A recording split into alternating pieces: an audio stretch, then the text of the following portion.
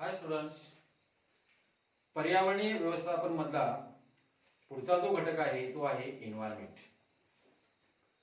म्हणजे पर्यावरण.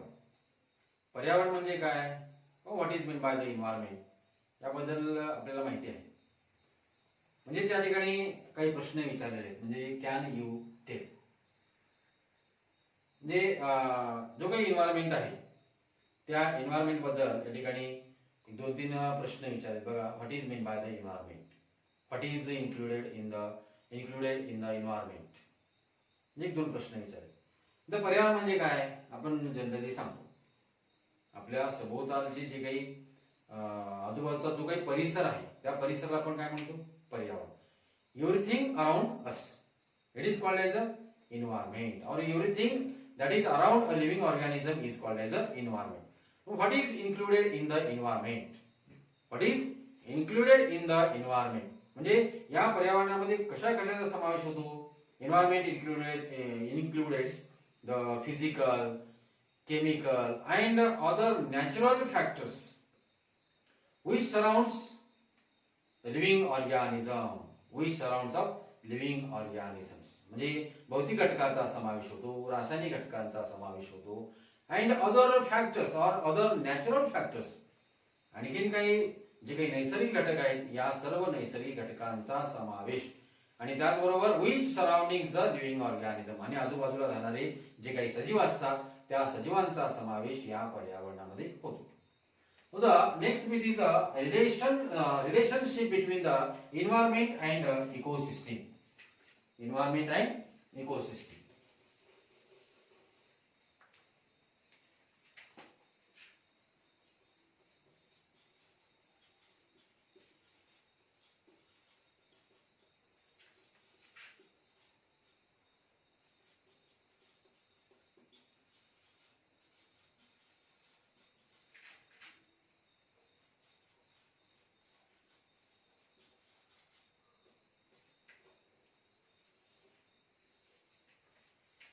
Relationship between the environment and the ecosystem, म्हणजे पर्यावरण आणि परिसंस्था यांच्यामध्ये परस्पर संबंध काय आहे हे आपल्याला या ठिकाणी बघायचं.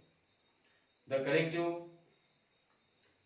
Term for the physical, chemical and biological factors, physical, chemical and biological factors that surrounds the living organisms is called as a environment. म्हणजे पर्यावरणामध्ये कोणकोणत्या घटकांचा समावेश होतो आपण बघितलं आहे. म्हणजे फिजिकल फॅक्टर्स असतील, केमिकल फॅक्टर्स असतील, किंवा अदर जे काही फॅक्टर्स आहेत such as living organism, other factors or the biological factors, जे काही जैविक घटक आहेत यांचा सुद्धा या ठिकाणी समावेश होतो. Biological factors that surround the living organism, आणि आजूबाजूला राहणारे जे काही सजीव असतात या सर्वांना मिळून या ठिकाणी एन्व्हायरमेंट असं म्हटलेलं आहे, पर्यावरण म्हणतात.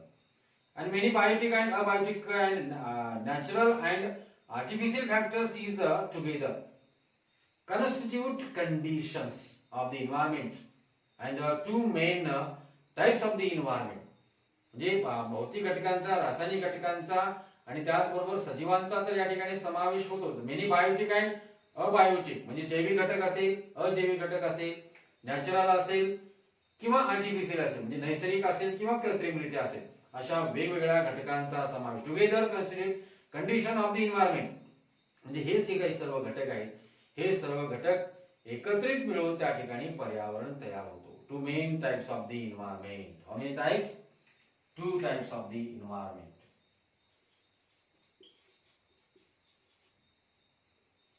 To types of the environment.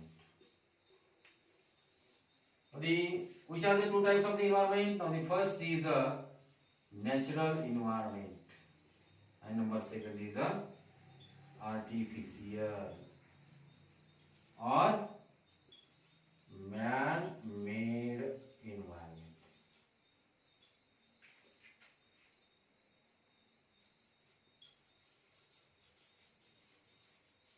These are the two main types of the environment. Now the first is a natural environment and second is a artificial or man-made environment. Now, firstly, the natural environment, त्यालाच आपण काय म्हणतो, नैसर्गिक पर्यावरण. आणि दुसरा जो प्रकार आहे तो आहे आर्टिफिशियल किंवा मॅन मेड एन्व्हायरमेंट. म्हणजेच काय, कृत्रिम किंवा मानव निर्मित पर्यावरण असं म्हणतात. तत्पूर्वी हे सुरुवातीला जो काही नॅचरल एन्व्हायरमेंट जो आहे किंवा जो काही नैसर्गिक पर्यावरण आहे, नैसर्गिक पर्यावरण म्हणजे काय, तर natural environment consist of the air, atmosphere, water, land, living organism etcetera. म्हणजे जो नैसर्गिक पर्यावरण आहे, या नैसर्गिक पर्यावरणामध्ये कोणकोणत्या घटकांचा समावेश होतो. त्याच्यामध्ये हवा आहे, त्यानंतर वातावरण आहे, त्यानंतर पाणी आहे, त्यानंतर जमीन आहे आणि त्यानंतर सजीव आहे. या वेगवेगळ्या घटकांचा समावेश या नॅचरल एन्व्हायरमेंट मध्ये येतो. आणि continuous interaction occurs between the biotic and abiotic factors and their interaction are very important. म्हणजेच हे जे काही घटक असतात, म्हणजे कुठले घटक, बायोटिक घटक आणि अबायोटिक घटक, जैविक घटक आणि अजैविक घटकांचा यामध्ये परस्पर या ठिकाणी अखंडपणे आंतरक्रिया चालू असते. एक continuous interaction between the biotic and abiotic factors, म्हणजे जे काही जैविक घटक आहेत, अजैविक घटक आहेत, यांच्यामध्ये सतत अखंडितपणे ही आंतरक्रिया त्या ठिकाणी चालू असते. Interaction occur between the biotic and abiotic factors, their interactions are very important. आणि ही जी काय आंतरक्रिया आहे, आंतरक्रिया होणे फार फार महत्वाचं आहे. कारण आपण पाठीमागच्या तासावर सुद्धा मी तुम्हाला सांगितलेलं आहे, म्हणजे प्रत्येक सजीव हा अजैविक घटकावरती अवलंबून आहे. म्हणजेच आपण समजा आपण घरामध्ये राहतो, घर हे काय अजैविक घटक आहे आणि त्यात राहणारे जैविक घटक आहेत.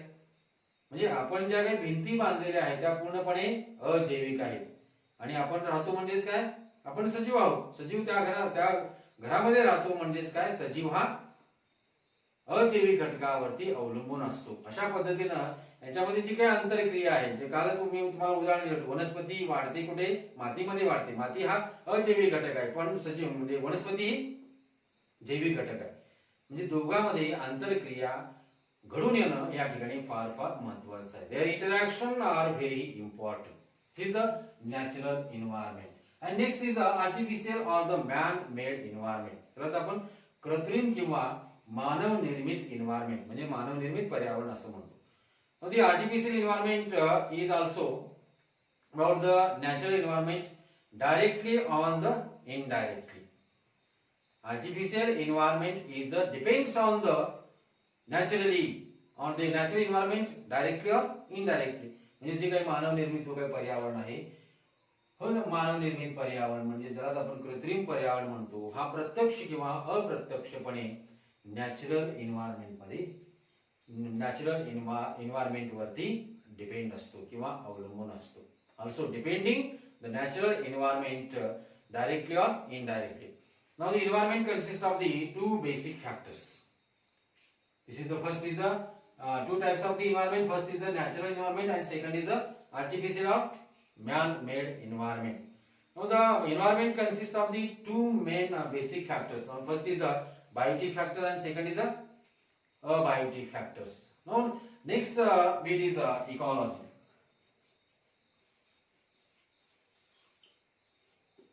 Ecology. What is meant by the ecology? Ecology म्हणजे काय, ज्याला आपण इकोसिस्टीम म्हणजे परिसंस्था म्हणतो. यामध्ये the science that deals with the study of the interaction between the biotic and abiotic factors. म्हणजे ज्या शास्त्रामध्ये जैविक आणि अजैविक घटकांचा अभ्यास केला जातो, study of the biotic and abiotic factors is called as ecology. म्हणजे परिशास्त्र असं ज्याला म्हणतो आपण, परिसंस्था जी आहे, परिसंस्था शास्त्र म्हणजे the science that deals with the study of the biotic and abiotic factors or the interaction between the biotic and abiotic factors of the environment is called as ecology. म्हणजे याचा पूर्णपणे अभ्यास केला जातो, कशाचा, बायोटिक फॅक्टर्स आणि abiotic फॅक्टर्सचा या ठिकाणी ज्या शास्त्रामध्ये अभ्यास केला जातो त्याला काय म्हणायचं, इकॉलॉजी असं म्हणतात. आणि ecosystem the basic functional unit used in the study of the ecology is called as an ecosystem.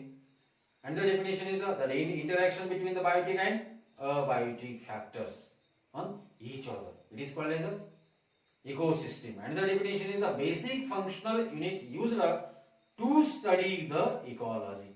It is called as a ecosystem.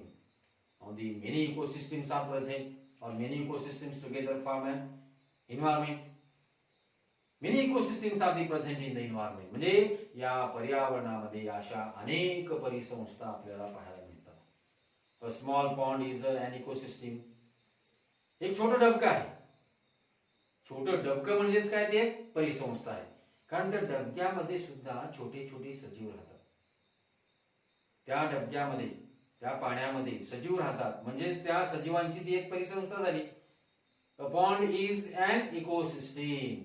And whereas the earth is a largest ecosystem. म्हणजेच पृथ्वी सुद्धा ही एक मोठी परिसंस्था आहे. म्हणजे Pond's एक परिसंस्था आहे, मग त्यानंतर पृथ्वी सुद्धा एक मोठी अशी परिसंस्था आहे. म्हणजे या पृथ्वीवरती अशा छोट्या छोट्या छोट्या अनेक परिसंस्था आपल्याला या ठिकाणी पाहायला मिळतात. आपण ज्या ठिकाणी राहतो त्या ठिकाणीचा आजूबाजूचा परिसर म्हणजे काय आहे, एक परिसंस्था आहे. ही एक छोटी परिसंस्था आहे. आपण ज्या ठिकाणी राहतो आजूबाजूचा जो काही परिसर आहे, म्हणजे त्या परिसराला सुद्धा एक परिसंस्था आपण या ठिकाणी, अशा अनेक परिसंस्था मिळून त्या ठिकाणी म्हणजे पृथ्वी तयार झालेली आपल्याला दिसून येते. म्हणजे पृथ्वी सुद्धा एक मोठी परिसंस्था आहे. Ecosystem constitute biotic and abiotic factors occurring a definite geographical area. A definite geographical area and their interaction can you interaction म्हणजे प्रत्येक वेळेस या ठिकाणी जे काही बायोटिक फॅक्टर आहे आणि अबायोटिक फॅक्टर आहे कंटिन्यूसपणे याच्यामध्ये इंटरॅक्शन होत असते. म्हणजे हा सगळा भाग कुठला, म्हणजे नॅचरल एन्व्हायरमेंट आहे, त्यानंतर आर्टिफिशियल आणि मॅन मेड एन्व्हायरमेंट आहे, त्याच्यानंतर आपण इकॉलॉजी बघितलं आणि त्यानंतर इकोसिस्टमचा भाग पाहिलेला आहे.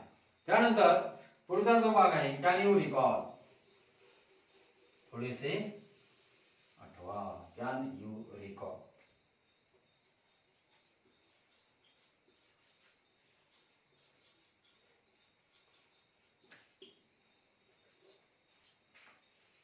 परत यामध्ये काही दोन प्रश्न विचारलेले आहेत बघा. एखादा प्रश्न म्हणजे एक प्रश्न विचारलेला आहे कॅन यू रिकॉल मध्ये.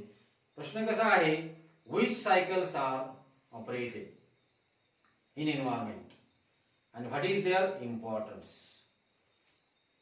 Which cycles are operated in environment and what is their importance. म्हणजे कोणकोणत्या अशा वेगवेगळ्या आपल्याला सायकल्स, म्हणजे पाठीमागच्या वर्षी आपण वेगवेगळ्या सायकल्स ज्याला आपण चक्र म्हणतो त्या चक्रांचा आपण अभ्यास केलेला आहे. And what is their importance म्हणजे याचं महत्व नेमकं कशासाठी आहे असा प्रश्न विचारलेला आहे. In environment there are the biogeochemical cycle, म्हणजे जैव रासायनिक जी काही चक्र आहे त्याचा सुद्धा आपण या ठिकाणी अभ्यास केलेला आहे. These are the two types vegetatively gaseous cycle and another is a sedimentary cycle. लक्षात, म्हणजे वायू चक्र म्हणतो किंवा त्यानंतर जो काही सेडिमेंटरी सायकल आहे, अशा पद्धतीने या ठिकाणी दोन सायकलचा अभ्यास सांगितलेला आहे. We cycles are operated in environment are the biogeochemical cycles and these are the how many types, two types. Biogeochemical cycle biogeochemical cycle. There are the two types of the biogeochemical cycle. First is a gaseous cycle and number second is a sedimentary cycle. These are the two types of the biogeochemical cycles. In gaseous cycles, which gases are involved? For example, is nitrogen cycle, oxygen cycle, carbon cycle. These are the gaseous cycle.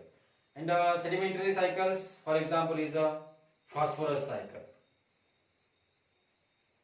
You have studied that in last standard in ninth class. Carbon cycle, oxygen cycle, nitrogen cycle. These are the These are the gaseous cycles. And there is a phosphorus cycle including the sedimentary cycle. These are the two types of the biogeochemical cycles. Now the next bit is the importance of the biogeochemical cycle.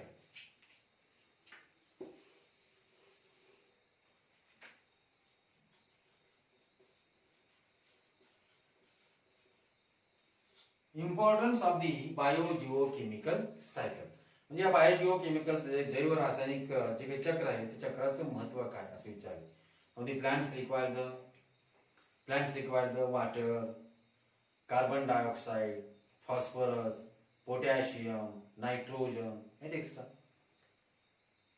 आपल्याला माहित आहे म्हणजे वनस्पती स्वतःचं अन्न स्वतः तयार करतात. कोणत्या क्रियेने? प्रकाश संश्लेषणच्या क्रियेने. म्हणजे आता प्रकाश संश्लेषणची क्रियेद्वारे अन्न तयार करत असताना वनस्पतीला कशाची गरज असते आपल्याला माहित आहे. म्हणजे कार्बन डायऑक्साइड असेल किंवा त्यानंतर सूर्यप्रकाश असेल, त्यानंतर वातावरणामध्ये जे काही वेगवेगळे घटक असतात, या सर्व घटकांचा उपयोग करून वनस्पती काय करतात?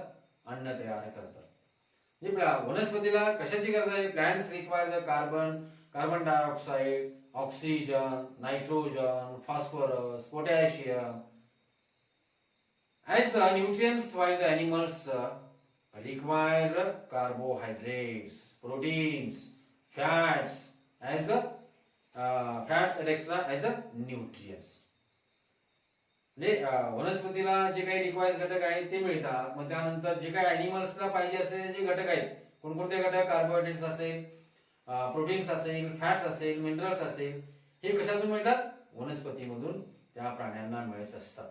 And producers and consumers after their death under decomposition. ही प्रोड्युसर्स असतील, निर्माता असेल, किंवा ज्याला आपण कंझ्युमर्स, ज्याला आपण भक्षक म्हणतो, हे भक्षक आणि कंझ्युमर्स ज्यावेळेस म्हणजे मृत पावतात त्यावेळेस त्यांचं काय होतं? डिकम्पोजिशन होतं, म्हणजे विघटन घडवून आणलं जातं. And release the elements which mix with the soil. Release with the minerals or releasing the elements which mix in the soil. आणि त्यांच्यामधून वेगवेगळी मूलद्रव्ये रिलीज होतात आणि ती मातीमध्ये मिसळली जातात. Releasing the elements and mix with the soil. And the cyclic movement of the nutrients is possible through the biogeochemical cycle. And if the environment is in a proper condition, if the environment is a proper condition, then human existence is possible. And therefore, it is our responsibility to preserve the nature and maintain. म्हणून मानवाची एक जबाबदारी आहे. काय? पर्यावरणाचं संरक्षण करणे, पर्यावरण संतुलित राखणे, ज्याला आपण मेंटेन करणे, हे सुद्धा तितकंच महत्त्वाचं आहे. कारण मानव हा काय करतो? अन्नासाठी वनस्पतीवर अवलंबून असतो. जे काही त्याला लागणारे कॉन्स्टिट्युएंट्स आहेत, जे काही घटक आहेत, कार्बोहायड्रेट्स असेल, प्रोटीन्स असेल, फॅट्स असेल, मिनरल्स असेल, हे त्याला कशापासून मिळणार आहेत? वनस्पतीपासून मिळतात.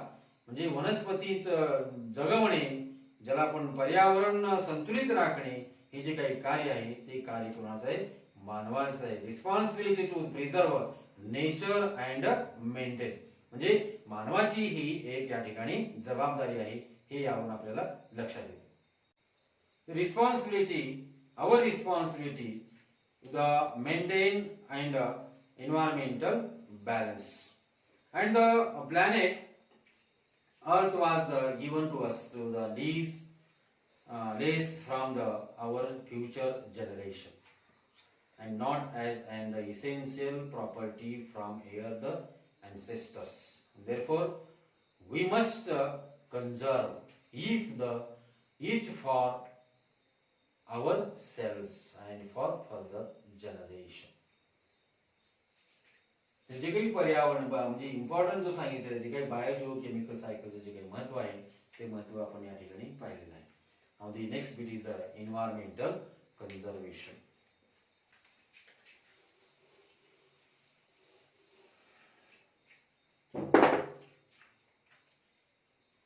Next bit is